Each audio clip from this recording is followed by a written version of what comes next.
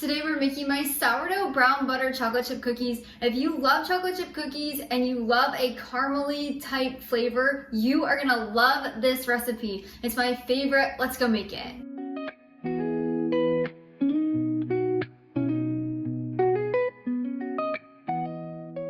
These are by far the best chocolate chip cookies in my opinion. They're sourdoughy, they're a little bit caramely from the vanilla paired with the brown butter. It's so good and so simple to make. You can find my full written recipe link down in the description below. Just click that link, it'll take you over to the blog where you can print and save anytime.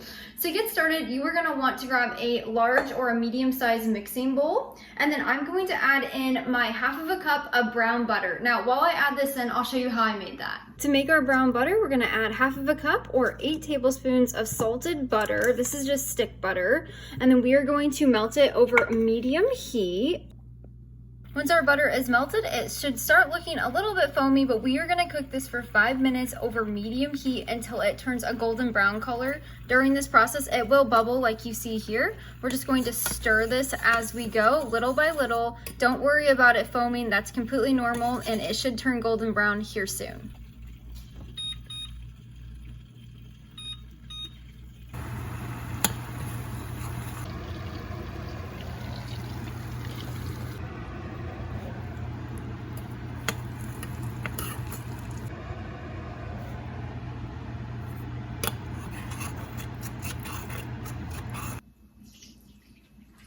Now, after you make your brown butter, you want to let it sit for just a few minutes to cool down. You don't want it to be scorching hot as you put it in here. Now, I'm using a glass mixing bowl. This is heat safe, so if you are doing this, make sure it's a heat safe bowl. I would not use plastic.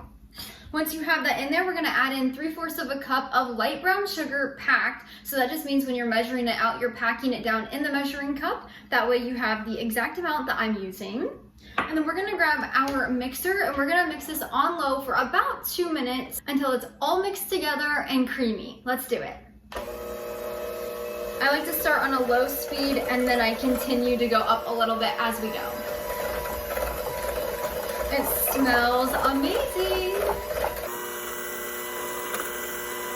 Once that's been mixed for 2 minutes, we're gonna add in 1 large egg and we're just gonna mix this until it's combined.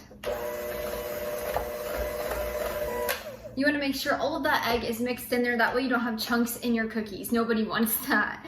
Now we're going to add in 1.5 teaspoons of pure vanilla extract, half of a teaspoon of baking soda, and 3/4 of a teaspoon of sea salt. As with any baked good, you want to add in a little bit of sea salt, a little bit of salt to bring in that flavor. A lot of people like to forget the salt or they don't add the salt in, and that's what brings baked treats such a good flavor, especially in bakeries. Now we're gonna add in half of a cup of sourdough discard, aka unfed starter. You could also use fed starter if you want, but discard is just so much easier.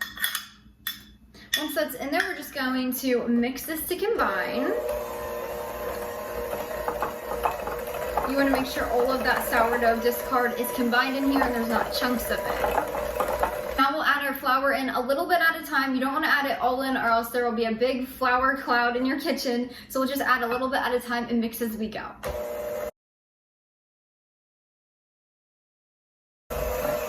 When you're done mixing it, make sure you scrape your bowl down. You don't want all that excess flour around the edges to not get mixed in. So you're just gonna scrape it down. Now this is a very sticky dough. We're gonna put it in the fridge to chill. So just know that don't add any extra flour to this. It's supposed to be really sticky.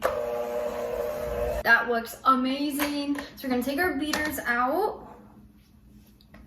And then we're gonna add in 3/4 of a cup of semi-sweet chocolate chips. You could also use dark chocolate or milk, but I really love semi-sweet in these cookies. It makes them the perfect sweetness. Then you're gonna grab a spoon and we're just going to stir this in.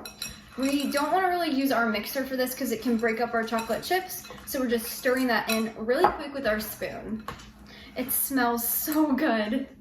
I love making these cookies for a date night with my husband. I also love making them for just a treat on the weekends. They're really delicious. You can also put this dough in the freezer and make little freezer cookies. That way you have cookie dough on hand at all times. I've done that in the past and let me tell you, it's hard not to get into them all the time. When you're done mixing your chocolate chips in, you're just going to pop this in the fridge for 1 hour to chill. Do not skip this step. This allows the cookie dough to set up a little bit so they don't spread out so much in the oven. It also helps the brown butter to kind of solidify and create such a good flavor with the flour. It soaks up all that flour and moisture. It's a step that makes these cookies so delicious. Now, if you would like to do a longer ferment, say you want to make this ahead of time or you don't have time to bake them in an hour, you can just pop a lid on this and keep it in the refrigerator for up to 24 hours before you bake it. This is a cold ferment and it allows the sourdough cultures to ferment all the other ingredients, creating more fermentation benefits in your cookies. Now there are some fermentation benefits already in here just by adding the starter, but when you give it time in the fridge to ferment the rest, it adds so much more. So that's an optional step. If you like to make this dough ahead and add more fermentation to it, you're more than welcome to, or you can just do an hour like I am. I'll meet you back here when it's done chilling.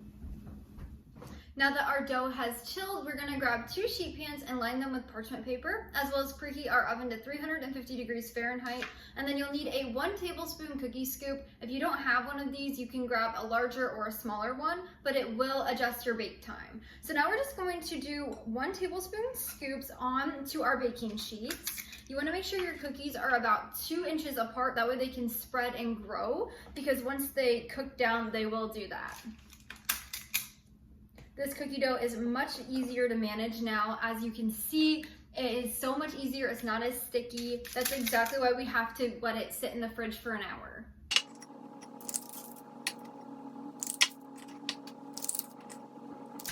Now, once you have 8 per tray, what I like to do, if you don't have any more room, instead of putting just 2 or 3 on another sheet pan, I like to just rearrange these a little bit.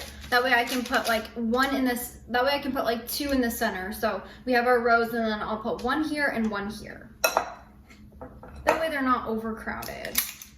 Now that we're done scooping, we're gonna pop these in the oven for 10 to 12 minutes until they are golden brown. Now these centers on these cookies will look a little bit underdone. They will be soft. That's exactly what you want. As they cool down, they'll set up more and they'll be a chewy cookie. So do not overbake. Do about 10 to 12 minutes and then pull them out of the oven. And I wanna share this little tip. So I have 2 pans. One's gonna go in the oven, one's gonna go in the freezer. I like to split this in half and have 10 cookies to eat right now, 10 cookies for later. So if you wanna do that, you can pop one of your sheet pans in the freezer, freeze for about 1 hour, and then that kind of does like a par freezing. And then you'll take them off of the parchment and put them in a plastic baggie or some kind of freezer safe container. And then you can keep the dough in the freezer for 3 to 4 months. That way you can have homemade cookies anytime. And then when you're ready, you can bake the dough straight from the freezer. Just add a few extra minutes to the bake time. So our cook time is 10 to 12 minutes when they're fresh. I would do about 15 to 18 whenever they're frozen. One's going in the oven, one's going in the freezer.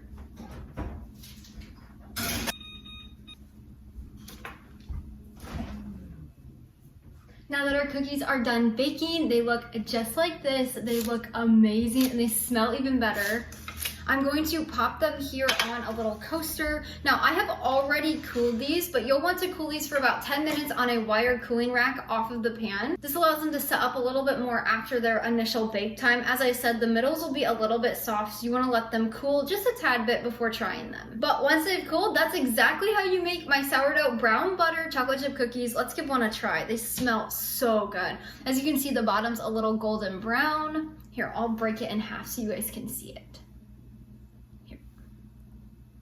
Ooh, that looks so good. That is amazing. It's warm, it's gooey. You can taste the brown butter. It's such a delicious cookie. Now, if you want them to be a little bit less baked, so if you want them to be a little more chewy rather than fluffy, bake them for 10 minutes, or you can bake them for 12 like I have to make them a little more fully baked. I cannot get enough of these. I could eat them all. I'm so glad you could join me today in the kitchen. I hope this recipe finds a special place on your kitchen table. My husband loves drinking chocolate milk or regular milk while he eats these. I love them plain or with a cup of mint tea. They really are a delicious little treat or snack. I hope they find a special place in your home too. Oh, I forgot to mention, these are also really good for taking to friends' houses, to potlucks. If you want to take them to church for your priest or your pastor, these are a great little gift. These cookies are just all around something good to have in your pantry or your freezer in case somebody stops by quick or you need a quick treat to take somewhere else. Until next time, go serve God by loving your family one recipe at a time.